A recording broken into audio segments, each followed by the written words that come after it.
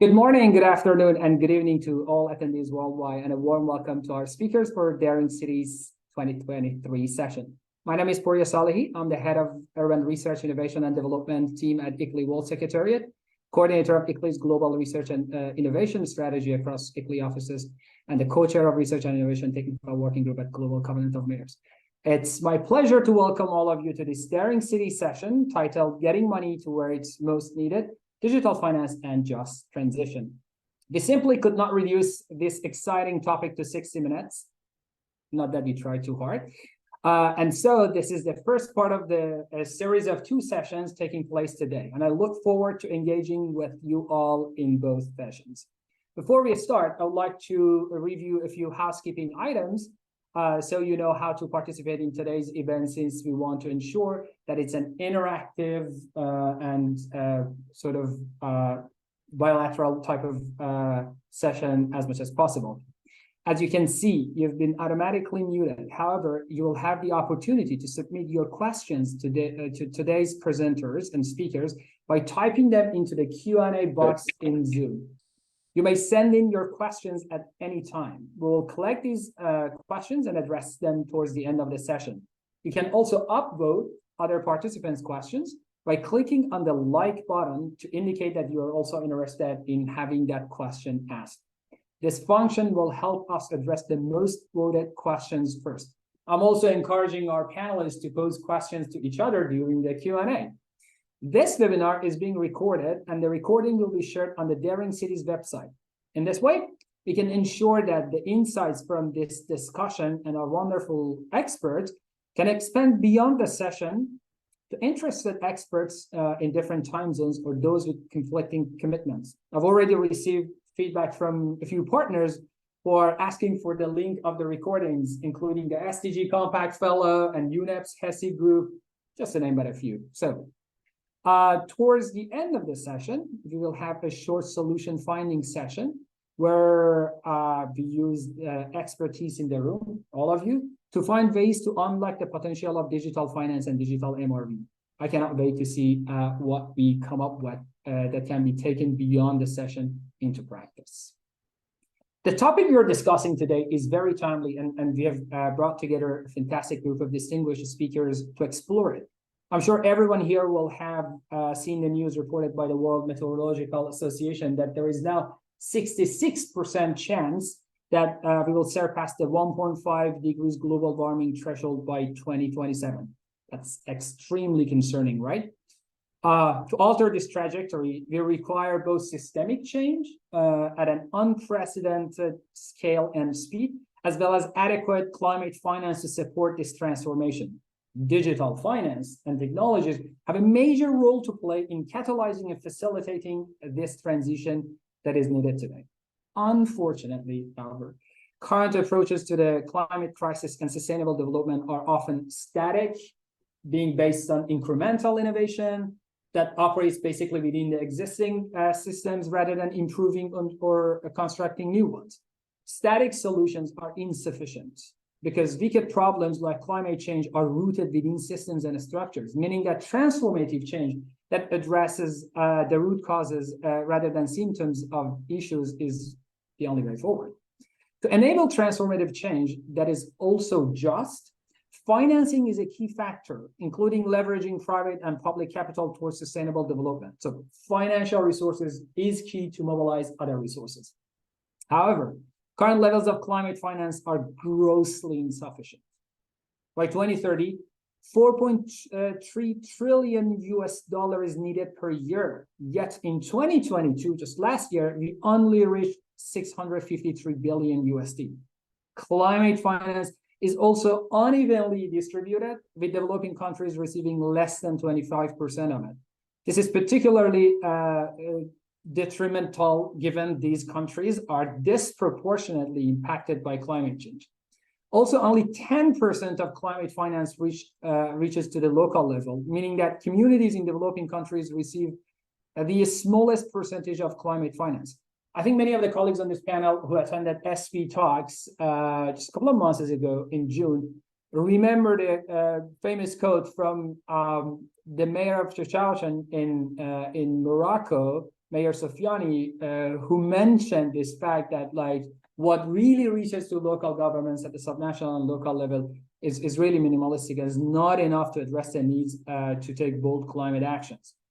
So this biggest challenge in my perspective is how to distribute funding subnationally, especially in the global south, that are often named to be the prevalence of corruption and the lack of institutional capacity for a challenge that these fundings are not really reaching to the local level. And digital finance can significantly address these concerns by increasing transparency and accountability, and as such, improving the bankability and financeability of the projects designed in those jurisdictions. On that note, digital MRV, measurement reporting verification, some call it monitoring reporting verification, can also contribute to systemic change by leveraging disruptive innovation and especially enhancing efficiency, accuracy, and transparency of the enforcement of standards. Ultimately, though, we all know that the success of these technologies is largely dependent on the processes through which these technologies are applied. How we assess the needs of cities and people accurately and representatively, pair these needs with appropriate technologies and plans, leverage public and private capital to implement these plans, and build strong partnerships to monitor and iteratively improve them are the crux of their success. These technologies have transformative potential, and it's essential that we put our heads together and grapple with the difficult process questions to unlock just transitions. To dive into the potentials and challenges of these technologies, we are lucky to have a few incredible speakers to guide our thinking and discussion today. Benedict Nolans, the head of the Bank of International Settlement Innovation Hub in Hong Kong Center, and Martin Weinstein, Executive Director of Open Earth Foundation from the US. Our old friend Miroslav Polzer, founder and CEO of the International Association for the Advancement of Innovative Approaches to Global Challenges. He wears many hats, and this is one of them. And Michael Shuren, President of and Chief Strategy Officer of MVGX from London, and also our colleague Alexei Shadowing, founding member of the Finance Working Group and the Finance Working Group leader in Climate Change Coalition and co-founder of EverCity. So, as you can see, we have a wonderful and diverse backgrounds on our panel today, and this is enabling us to have an insightful discussion. And we will, of course, all have the opportunity to problem solve together at the end of the session. I encourage the speakers to be bold in their ideas, and the same goes for everyone in the audience. Pose any challenging questions that you think you need to, and obviously we have a wealth of knowledge at our disposal today, and I can't wait to see what comes out of this session.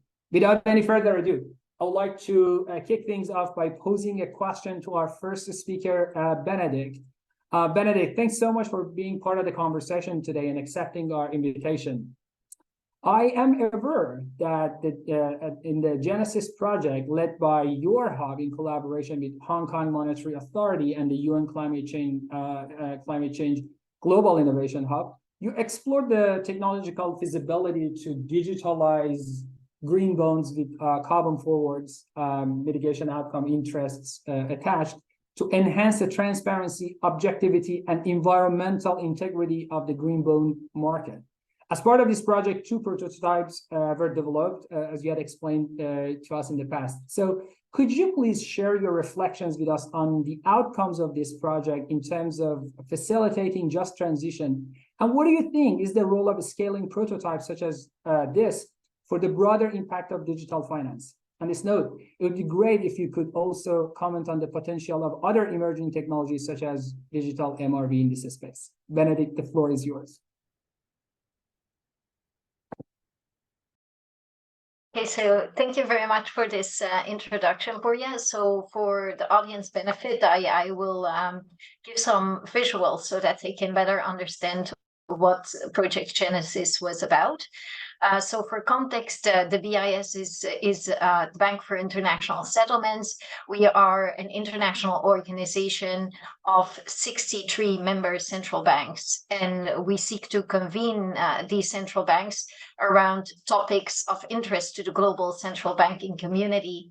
And of course, green finance and the green transition is one of the topics of interest to the global central banking community. I, in particular, am the head of the Hong Kong Center for the BIS Innovation Hub. And we specifically focus on exploring new technologies and on doing prototyping. In the case of green finance, often in a public-private partnership, in order to nudge evolution and drive evolution, in this case, green finance. So next slide. So in some, the genesis of Genesis, so to say, is we did two different Genesis projects, one that we ended up calling Genesis 1.0 and the other one Genesis 2.0. So it all started with a visionary report that you can see here with the pink flower, and where a number of the people that are actually speaking today, as well as in the next session, they have chapters written in this report. So green finance is actually a tight-knit global world of people who tend to know each other and who are drivers of innovation and who have shown commitment to driving innovation.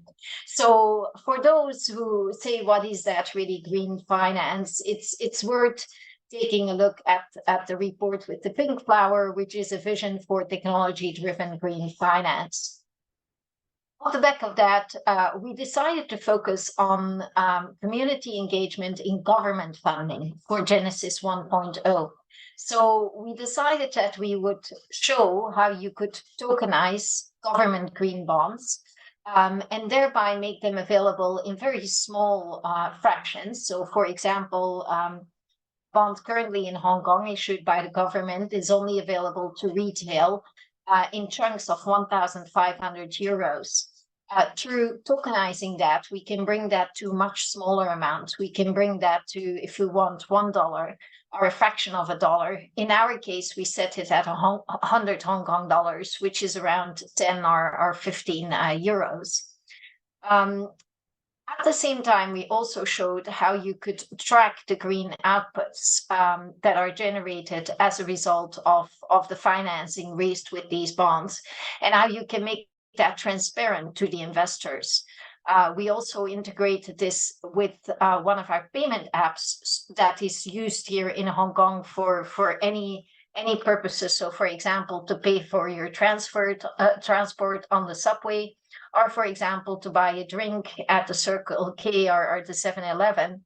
And we showed that if you integrate these things this way, then you can give access to retail investors to these green bonds. It has the advantage of generating government financing for green projects, accelerating the needed there. But in addition to that, it ensures a much greater community awareness to the importance of green finance and, in general, the climate agenda. That was Genesis 1.0. With Genesis 2.0, we took it a step further and more in line with what you were saying, Purya, is that there is a big divide between the North and the South. And it is difficult to get projects funded in the South, even though the South has great potential for carbon credit generation through renewables, for example.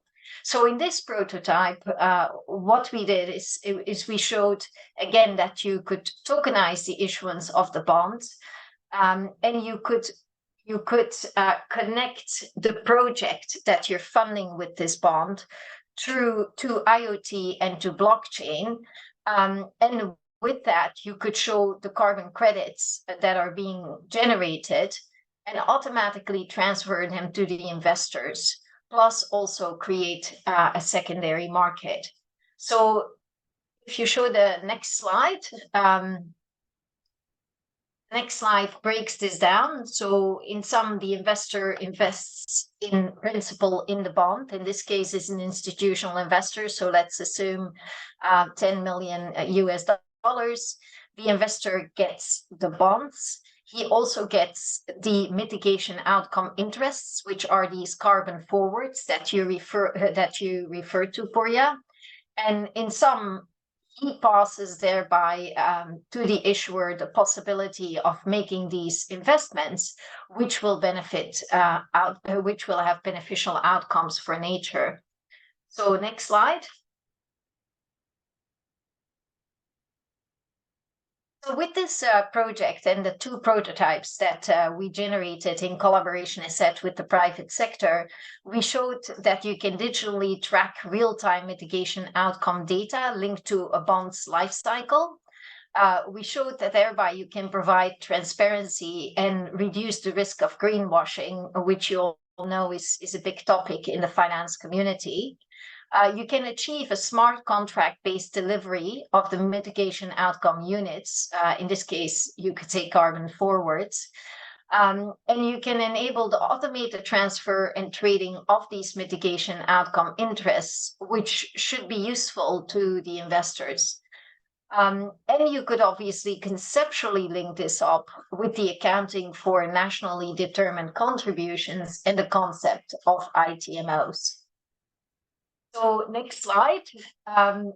Since we're getting to probably close to my 7 minutes, I'll go through this very quickly just to tell you that these reports are available online, and they show in detail the different aspects of these prototypes.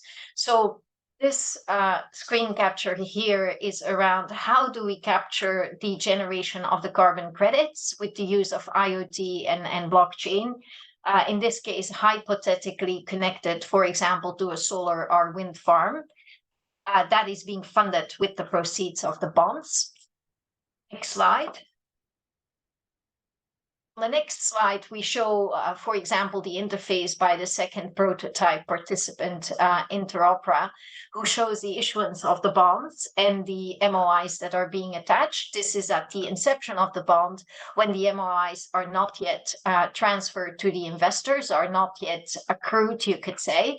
And again, further on in the report, you will be able to see how it gets transferred, measured, and transferred through the use of smart contracts to the investor. So in sum, the carbon credit becomes a coupon to the bond rather than a cash coupon, and it is being delivered through smart contracts. So if we go to the next slide. So here we see that these carbon credits are transferable, and obviously transferable nature is really quite useful. But again, keep in mind the reduction of the risk of greenwashing. Carbon credits, I would say, are not created equal. So to be able to show their provenance and to be able to show that they are good carbon credits is actually incredibly valuable. So next slide. Now, all of this needs to be underpinned always by some legal analysis. So in some, from our perspective, these products could be launched to institutional investors understanding securities regulation, because securities regulation actually allows the distribution of bonds to institutional investors under set scenarios under which such type of institutional bonds are distributed daily. So we do think that's achievable. At the same time, though, institutional investors do ask for term sheets. And given that this involves the creation of a new product, including these mitigation outcome interests, we created a sample term sheet with the help of an outside counsel. This is just to demonstrate that even if you do a technology prototype, you always have to think about, is it actually feasible under regulation? And also, what legal documentation do I need?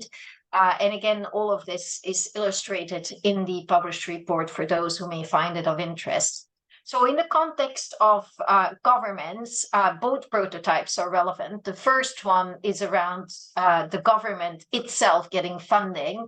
And the second one can be used both by governments as well as by private sector companies to seek funding for renewable energy projects and reduce the risk of greenwashing through the tracking of the mitigation outcomes. So with that, I'll pass it back to you, Porja, and to the other panelists. Thank you so much. Fantastic. Thanks so much, Benedict, for your insightful presentation. Despite running over time, I really didn't want to cut it short because it was very insightful. And this is great to hear how this project has evolved to integrate aspects such as mobility and community awareness, and ultimately opened up the possibility of investments for positive impacts on environment in those global north and global south contexts. It's great to have a concrete example of how these technologies can increase transparency and the bankability of sustainability initiatives and how innovative business models can ensure the longevity of such projects. So really appreciate that. As we know, it's a short session. So moving forward and following up on what you shared, Benedict, I would like to pose the next question to our next wonderful panelist, Martin. Martin, much of the potential of current and emerging technologies is limited by fragmented approaches among other systemic factors. How do you think the landscape needs to change for technologies such as AI, blockchain, and IoT, these driving technologies of the fourth industrial revolution, to enable scalable solutions at global scale? What is OpenAIR's foundation position on this front? Martin, the floor is yours. Thank you so much, Porja. It's such a pleasure to join you and our distinguished colleague panelists here. That is a very important question because digital technology is a moving process, constantly creating new opportunities. But as you say, in a very fragmented space, it's very hard to channel them the right way to make sure that it advances what we need, which is impact on the ground. To reverse a lot of the fundamental challenge that we face today that you introduced us to. At OpenEarth, we operate as a big picture innovation lab, but also more and more as a venture studio, so incubating projects that play the role in the intersection of emerging technologies, open source, and radical collaboration. How do we bring multiple stakeholders together and remove that fragmentation? In terms of the large landscape shifts that we see, I would probably tackle this question into four very important pillars that need to happen. And fundamentally, we can also break them further into financing that has to go into the role of digital technology and tools, and also how that then mobilizes finance to action, right? So I would say the first part is financing digital public infrastructure, and so mobilizing a lot of capital into the development of the tools, into the development to the interoperability of these tools. The second one is concrete tools that can be used particularly for local government on the ground and particularly in global south, so very concrete cases. And Benedict has started to elucidate some of these. Three, very clear incentives more on like, okay, now that we have infrastructure and tools, how do we mobilize finance? How does this bring incentive to local governments, city governments that need to do something with that? And then finally, tackle a more systems-based approach into how we deal with technology deployment, those tools, and making sure that this moves the needle. So with those four things, I'll go back to the first one, which is funding digital public infrastructure and R&D in some sense, how Internet of Things and blockchain and AI plays a role in impact, particularly in the context of city governments. Well, one of the fundamental things that we need to change here is what I keep describing as a hot potato project between who finances what, between government, between philanthropies, between investors and the private sector. Governments listen to emerging digital technology and feel that this is something the private sector should focus on. Private sector thinks that government should, or the philanthropies get pointed towards maybe they should be financing the new approaches to AI. And what ends up happening is that it creates a little bit of a piecemeal approach of what we produce. And this is something where we need to bring a lot of these groups together and understand, more than anything, capacity building in terms of having a lot of the organizations in government, in philanthropy, in the investment community to have a deep knowledge on how technology plays a role in scaling impact. Without that, it's very hard for all of them to take the level of leadership that we need. And the other aspect in terms of capacity is knowledge into how much open source is very important to the successful deployment and safe deployment of emerging digital technologies. And this is particularly relevant as we think about AI, but it's the case also for blockchain as well. So that's the fundamental sort of like shift that we need to change there between the different funders. In terms of the concrete tools, the big landscape shift is we've got startups, particularly in the tech space, that build a lot of tools that are very useful or that users know how to use. This is very different when we look at government. So we have to be able to build concrete tools that a government official, let's say in the global south, is able to use, and they don't need to have a PhD in computer science to be able to use it, right? We need to bring in this relentless user friendliness approach into the building of tools. This actually has been a complicated space for government tooling, because one of the key things that we identify is investors see the development of tools and data for government to be not necessarily the best investment, because they see them, they have long sales cycles or uncertain budgets. So then the philanthropy and the NGO space sort of comes in and needs to be able to work on tools, but they naturally are not the ones that have the most experience in building digital products. So this is a big sort of landscape shift we need to address to be able to ensure that on the ground tools with the right level of know-how are being used. In terms of incentives, sort of, it's very important that those tools sort of unlock funding from investors and funding from public sector. We just talked about bonds, right? So it's the ability of better data and better tools to compile, for example, greenhouse gas inventories or climate change risk assessments to catalyze projects and project origination, and then project finance. Probably finally, which is the fourth that I mentioned, which is a sort of system-based approach.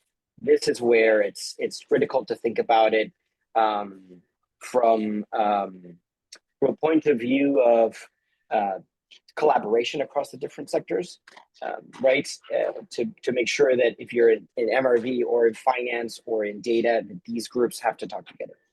So I would say that in summary, and also to translate what I just described in terms of these four pillars into how we've approached it from Open Earth, we've been looking at it from the global stock taking space and how the global stock taking space, so tracking pledges, how that turns into finance. And we've done that through a project called Open Climate, and also a new project that we're launching now called City Catalyst. City Catalyst particularly sort of like measures a little bit of this concrete tool as well as finance aspect. We're basically taking as much satellite data imagery that we can to turn that into data points and greenhouse gases for inventory building for cities. So something that with very low capacity and clicking and a very intuitive user interface and some AI in the background really helps rapidly build greenhouse gas inventory. And let's say take one person in a government to build it within 1 month. That's sort of our goal. But that doesn't solve the incentive aspect. So for finance to be mobilized, cities particularly need very robust climate action programs that build from greenhouse gas inventories and climate change risk assessments. So for planning to happen, data is needed. So data leads to planning, planning leads to finance. And so we're looking at how do we sew the data together and make sure that the tools that are used throughout interoperate. And then finally, I think the first thing I mentioned in terms of the broad landscape is that sort of like hot potato problem. This is the first project that we're doing as a venture philanthropy model, where philanthropy is the one that finances AI and technology and data, but then we're able to de-risk that for investors. And then I'll pause there. Wonderful. Thank you so much, Martin, for sharing that innovation. And I was impressed how in this short amount of time you managed to address in a very strategic way all those aspects, but particularly like the idea of radical collaboration that you shared and the four pillars that really captured the main issues of leveraging technology towards global sustainability. And I agree that the responsibility for addressing these four pillars is a hot potato topic.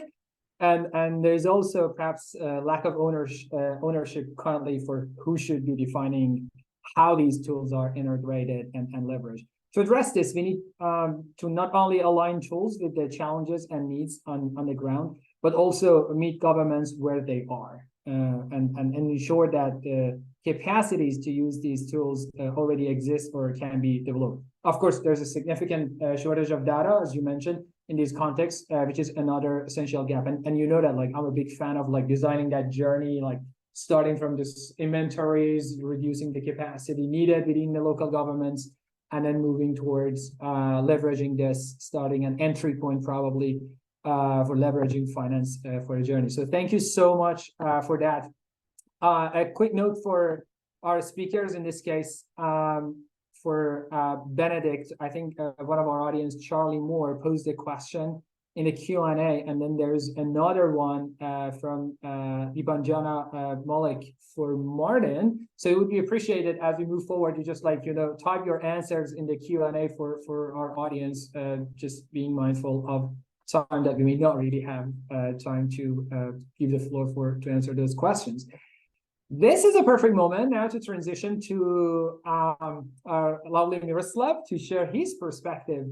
Miro, your approach aims to set up an ecosystem and corresponding intellectual, technological, and institutional infrastructure for all of the society's engagement in implementation of global goals. And on that note, could you please elaborate for our audience on some of the work that you do at GloCha to unlock the potential of technologies for just transition? Miro, the floor is yours. Thank you very much, Purya. It's such a pleasure being in this group of thought leaders and friends. So, and also a big appreciation to ICLEI and Daring Cities Conference. I firmly believe that cities are the most important governance level for more effective climate action. And so about our work, I'm the founder and CEO of Iei Glober, and we are building somehow the next generation of the United Nations system for non-state actors with culture, technology, and organizational innovation. And our theory of change says that we have a big systemic failure. The climate crisis is the biggest crisis humanity has ever faced. And we see there's not enough action, and those who take action or should take action don't have the financial resources. And so we have really to think how we design our socio-economic structures. And here our approach is to look at the citizen, and especially young people, as the one stakeholder that is very central and that needs new frameworks, new thinking, and new tools to be able to really contribute its resources, financial, but also in terms of work, ideas, and social energy or whatever, to these climate goals implementation.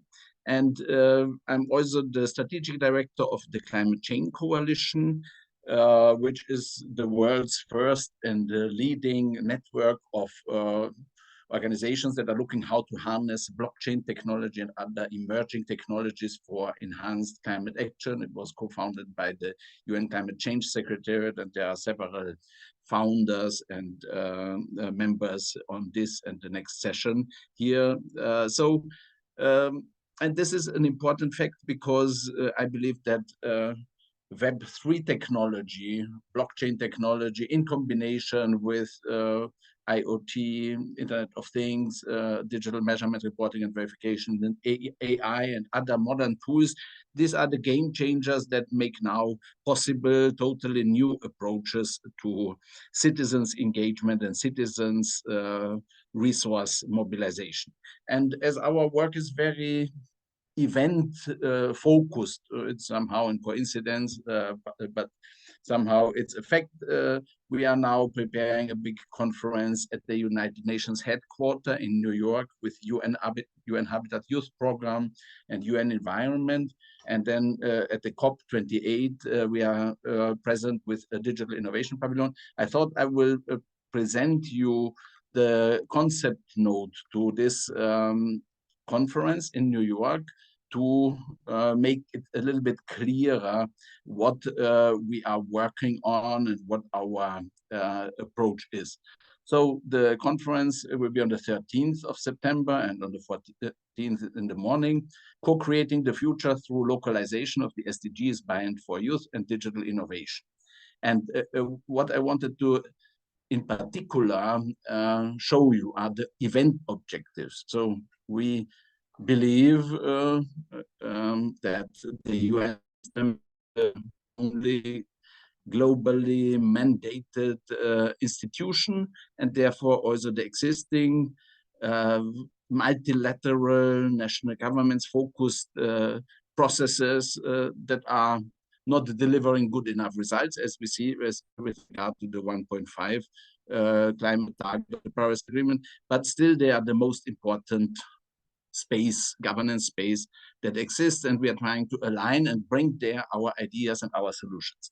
And one solution is that we say there's a need for an open source, white labeled, citizens and youth focused Web3 technology powered individual SDGs and climate action app, and that we are going to develop this in a consortium, in a partnership with several modules already existing and new ones. We will identify the technology stack and the data science needs and everything that are needed for interoperable solutions in this field. And then the second element, which is then mobilizing the citizens' resources on the local level in a global framework, are local pacts for the future, which will use the data and digital innovation ecosystem and infrastructure from the first part to then develop the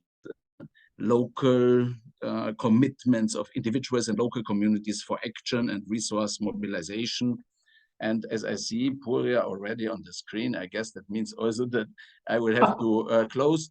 But just to say, one of the tools that we have is also digital art for climate. So we believe that it's not only with brain-heavy approaches and communication we will reach the people, but we have to reach their hearts and minds, and here culture and especially music can play a very important role. We are going to launch the COP28 edition during the conference in New York, and then we'll present it at the COP. And we will also bring winners to a Glotcha co-creation festival in Carinthia in Austria at our place, where we will build this global community of local communities of creators, digital solution providers, scientists, youth, that we will really have then the social energy, but also the financial resources to be more effective. And with this, I give back. And as regards the digital finance expertise of the Climate Change Coalition, we will have then also Alexei as the Climate Change Coalition digital finance team leader saying, giving some more insights. That's fantastic. Thank you so much, Miro, really, for sharing your insights. Definitely engaging citizens and youth in these issues will be critical to their future success. I'm a fan of how Kaika in literature says the citizens are living indicators, indicating the health of cities. So thank you for sharing that concept note. And global goals are obviously achieved at the local scale, and this is an essential discussion that I look forward to engaging with the session and its outcomes down the line. I would like to encourage all our speakers, in case you have links to share with the audience, please share it using the chat function. And now just building on what Miro shared and quickly transitioning to our colleague Alexei Shelin. Alexei, thanks so much for being with us today. And I would like to sort of get your perspective and insights on what do you see as the role of digital finance in localizing global goals and achieving inclusive methods for achieving these global goals, but also in reflection to what Miro mentioned. Thank you so much. The floor is yours. Thank you, Purya. Thank you, Miro. Happy to be here today with you. And thanks for the question. I think one of the key roles of digital green finance is that with digitization, green finance is becoming more accessible to cities and other players in developing countries. So, digitization of green finance really puts down barriers to the market entry for smaller players and smaller communities. Thus, it really enables those cities and communities to participate in the green finance markets in various roles. So at the Finance Working Group in the Climate Change Coalition, we are exploring all sorts of impacts that digitization of green finance brings to those cities and communities and other players. We are looking at various instruments and their combination. So, for example, we've been also exploring the use cases related to green bonds that are appended with carbon credits. And right now we are on the way to do a real-life pilot in West Africa with some of the communities there. So green digitization of green finance not only increases the transparency and brings trust of investors and international stakeholders, it actually helps to make a green finance cheaper and more accessible, but at the same time, it creates new opportunities for those cities and communities. And I can explain that. So right now, we are at the level of technological maturity that, there are some ready-made solutions, and there are some open source solutions that cities and communities can deploy really fast and benefit from there. And these solutions do not only help to attract green finance and make it more transparent, but they also bring new jobs and new opportunities to those cities and communities. So it's not that someone is coming, and selling the technology to the city, and then the city kind of, always pays for the usage of this technology like it was before. It is now the case that cities and communities can use those open source technologies to establish their own markets and programs for green finance. For example, deploy a local carbon market and develop a local ecosystem and encourage local players to become auditors, to become project developers and other participants of these markets. And this is our approach at the Climate Change Coalition Finance Working Group. And I guess many of today's participants share the same approach and the same work that we are doing together. And I would say that, creating local carbon programs, carbon markets, this is absolutely the trend that we've seen at the climate conference and other, events. The technology is there, it's easily deployable, and it brings much more benefits than financing itself. And of course, this can be used in a combination with green bonds.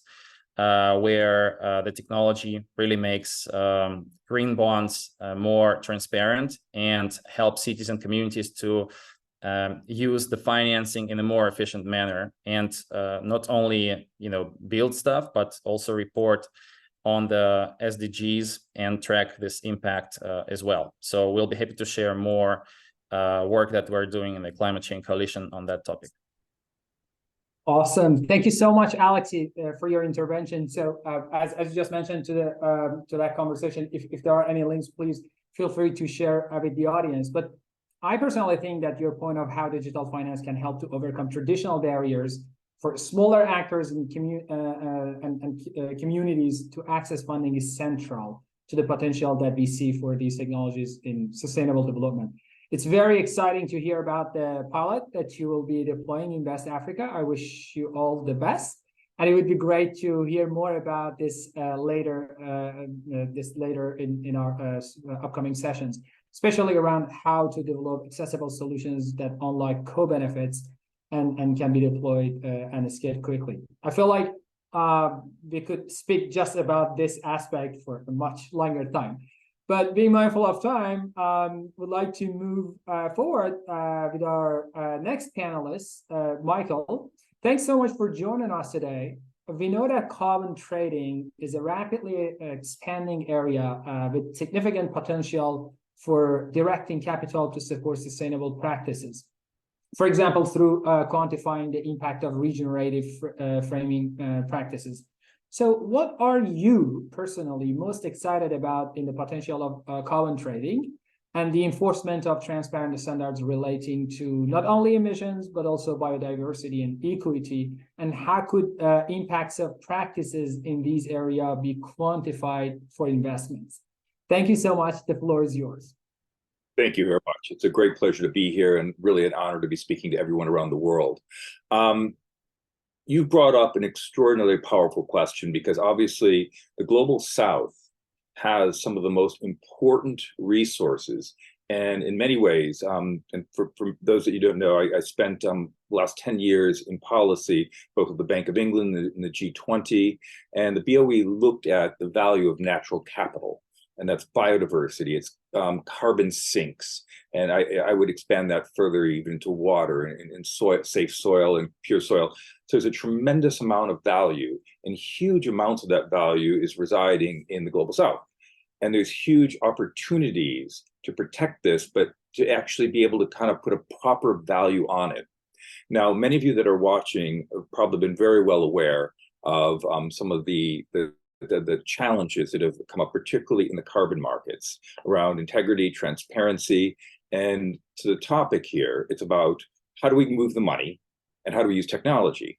Well, those are two things that are directly tied to making, I believe, the carbon markets far more useful for being able to provide that flow of cash to the emerging markets so they can use it for sustainable development, but in a high integrity way. So let me talk a little bit more about some of the problems, some of the potential opportunities here, and where technology can play the role and where then the money can flow. As many people know, there's the compliance markets and the voluntary markets. Both have their challenges, but I think there's a great opportunity to bring the best of both of these markets together and make them, using technology, and making them something that actually is useful for both governments and private sector combined, and be able to leverage both of those. So one of the basic things is, if you're in a country like Indonesia and you've got a voluntary carbon market project, you measure that project and there's a baseline data, it's very technical, but what could happen is all around your project, there could be deforestation and other things. So it doesn't give you a really good relative understanding of how that project's contributing to a country. Now, then there's what we call the jurisdictional baseline for forests, in which it's the whole countries. So one of the things that technology could do, and it's doing it already, is to be able to bring both the project and the sovereign participation in this market together using the same jurisdictional baseline. Now that's huge, because then you can understand, I guess apples to apples, credits to credits, and how they affect that particular country. Next possible opportunity to use technology is for each of the carbon offsets, and those are where there's actual sequestration. But I think this is true for all of the other biodiversity credits, avoidance credits, other ones, could be digitized, go into a national registry. And once you're digitized in a national registry, then you've got that stamp on it. You get the transparency, and you've got the trust that you can see where it's come from, what the background is on that particular credit. And from there, it can move into private registries. And as you know, the registries are very important because you need to be able to have matching adjustments. So you can follow that carbon credit or that biodiversity credit wherever it goes until it finally gets used either by a country to help support its NDCs, or for a company who's just finding that last 5, 10, 15% of their hardest to emit carbon credits, and they buy it and extinguish it.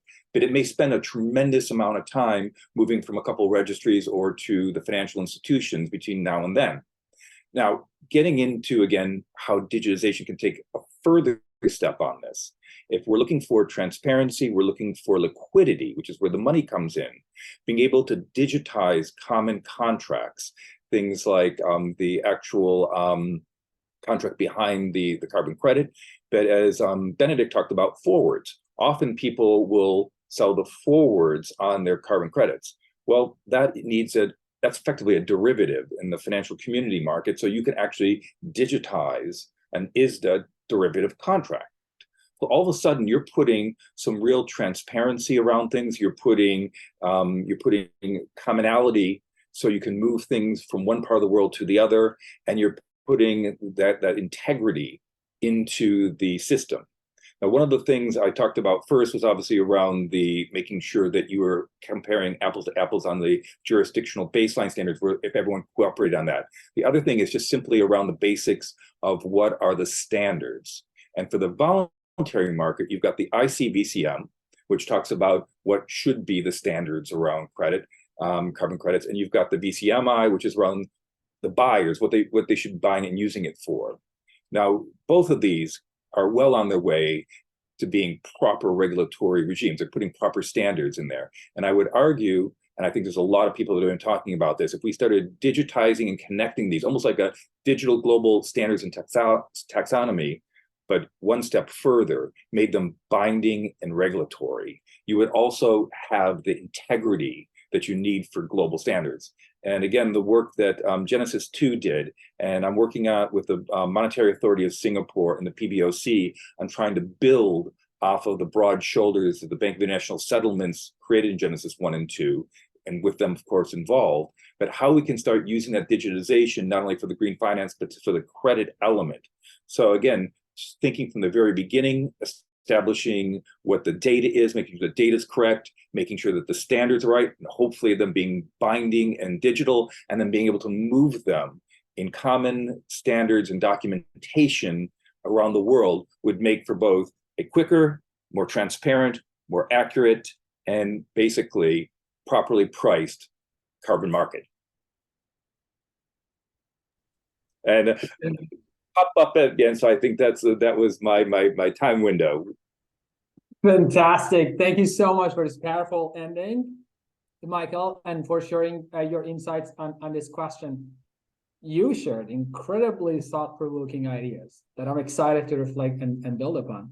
This issue of how we place a value on nature is definitely a central one for sustainable development. And thank you for sharing the concrete ways in which you see technology mobilizing finance into jurisdictions where natural assets need to be protected, and being able to ensure a flow of capital to areas where these resources are concentrated will certainly be central and integral to the process that we need for that purpose.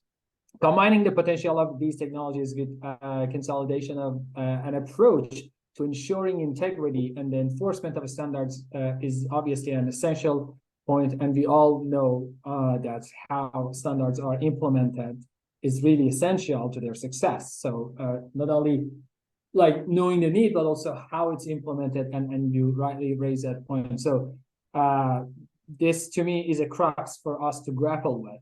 I think you shared a lot of very valid and interesting points, and thanks so much for the wealth of knowledge that you brought to the table. I hope you all enjoy hearing from our speakers. I noticed that there are a number of questions in the Q&A, and our speakers are taking them one by one, but we are almost at a time. So obviously the messages were definitely thought-provoking, and we are going to build on that now with a little quick exercise. We would like to take this next 3-4 minutes to make our own idea incubator and together transform what we have learned from this session into tangible solutions. After all, actions speaks louder than words. So as we prepare the prompts, take a moment to stretch and get ready to flex those brain muscles. And please join the Slido using the QR code or session number shown on the screen by my brilliant colleague, Johanna. And yeah, there we go. I just want to say that, like, being mindful of time, we will not be able to go through all the responses, but what you provide here is going to be super valuable, as it will inform the work of many partners. So your contribution matters here. Quickly running through the questions is regarding the first question. Your answers are anonymous, just for you to know, so don't hold back. And also speakers, please feel free to jump in to engage with the responses coming through if you wish. But the questions, the first one includes: what challenges do you think digital finance and or digital MRV can play a role in addressing in a concrete way? And how can digital finance and digital MRV address these challenges? Is the second question. And then the last question is: what are the next steps to unlock the potential of digital finance and digital MRV? I already see that there are some answers coming through: accountability, data security, transparency. I certainly encourage all of you to keep lack of access. 3 more participants are typing up there now please keep sending through your contributions. And I'm happy that the number of participants are rising, 5 of them. That would be super helpful. It's now moving to the second questions, and I assume these questions can remain open for our audience to sort of contribute to. So that's just lovely. Please chip in your answers and contribute to that. But 1 hour is just gone super quick. So I would like to ask each and every panelists to share their insights. First and foremost, open your videos, please, all of you, and kindly share your sort of final concluding remarks, also linked to what the other colleagues mentioned, and your key takeaways in 30 seconds. And I know it's going to be challenging. So by this time, we don't start with Michael. So Michael, the floor is yours. Great. I mean, I think it goes without saying, you could tell that digitization and technology can be transformative in moving money, particularly in cities, outside of cities, for nature.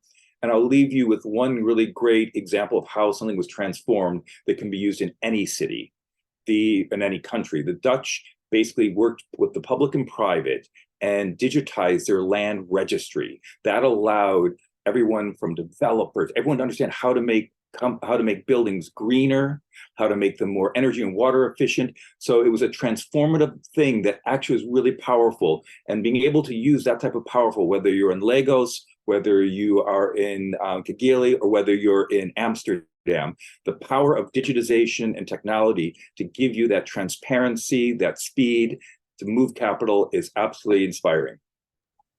Fantastic. Thanks so much, Michael. Really powerful. Moving quickly to Martin. Martin, what is your key takeaway and final message in 30 seconds? It keeps going to collaboration and bridging a lot of that fragmented space that you alluded to, Porya, getting local government to work closely with technology developers and particularly to innovators to work closely with local government, to not be shy away of engaging them, even though there's always a lot of things that are required to be able to operate in local governments. It is the fundamental turf where climate action is happening.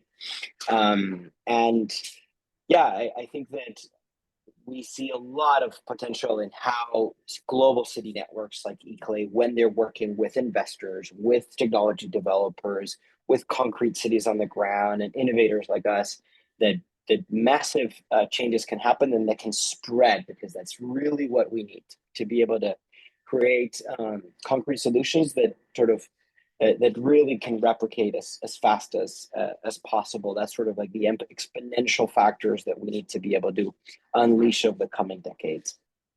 Fantastic. Thanks so much, Martin. Appreciate that. Moving this time to Alexei. Your 30 seconds takeaway? Thanks.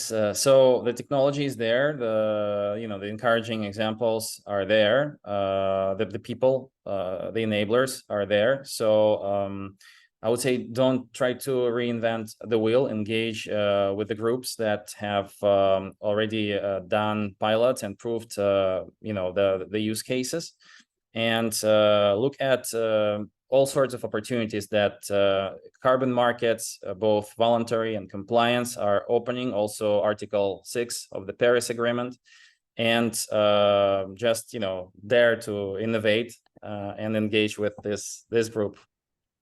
Fantastic. Thanks so much, Alexei. And I know that many of the colleagues offline will see this recording. So all these messages will be shared with them. And I'm so excited that we get to share these powerful messages from you wonderful experts with the broader network that we have. Moving to Miro. Miro, the floor is yours. Unmuting. Yeah, so my message is in a functioning world, those who work on the climate challenge have enough resources. So we have to fix the systems failures and not accept public or economic or other structures in which there's a lack of funding and a lack of incentives for those who take climate action. The cities are central in this transformation, and I believe that the socio-economic and technological ecosystem that we are building with Glotcher is part of the solution. So stay tuned, look up for the hashtag Glotcher and join the winning team. Fantastic. Thank you so much, Miro. Like always, there is always defined as a next step from you, and this is awesome. Moving to the speaker who was the first speaker, this time is the last, but certainly not the least. Benedict, your key takeaway and final remarks, please. Thank you. So yeah, I think maybe to put it simply, we have a climate transition, but in tandem, we actually do have a digital transition. And as we discussed during this session, carbon credits are actually quite important and linked to both transitions. They're necessary for the client transition time, and they are more efficiently trackable and tradable through the digital transition. Again, carbon credits at current are actually fairly unregulated markets, and the only way to track the quality of these carbon credits on a large scale is really through the deployment of technology. Otherwise, it is a market that is very dependent on auditors running around, physical people running around, and checking the quality of these carbon credits, which you understand is not scalable fast enough, which is exactly why these markets aren't scaling fast enough, is not scalable fast enough for the problem we're facing and the time frame we're facing. If we had 100 years, then yes, let the human auditors run around. We don't have 100 years. So in sum, the only option is to move quicker to the digital transition to achieve as much as we can the climate transition. Thank you so much, Benedict. This has been truly inspiring, and we at Iei are looking very forward to continuing our work with each and every one of you on these topics together going forward. Special thanks to all our speakers and panelists, and thank you to each and every one of you in the audience attending the session at Daring Cities today. your participation, the questions that you posed, and your feedback on the Slido is really appreciated and allows us to progress the thinking in this space. And I hope that you all have got something out of this session that you can bring forward into your own work. Thank you to all of our amazing panelists again for being generous with their knowledge and guiding the discussion. And also a big thanks to our fabulous Daring Cities team, Joe, Catalina, Julia, and of course, Johanna, for their wonderful background work to making this forum happen. So before concluding, I would like to remind you that the second part of this session will take place just in half an hour from now, probably to be more precise, 25 minutes, sharp at 4:30 CEST. So I'm looking forward to further engaging with you all there. And if you have not yet registered, we are sharing the link in the chat right now. So please feel free to register and engage in the second part of the conversation. Thank you, everyone, again, and wish you all a wonderful day.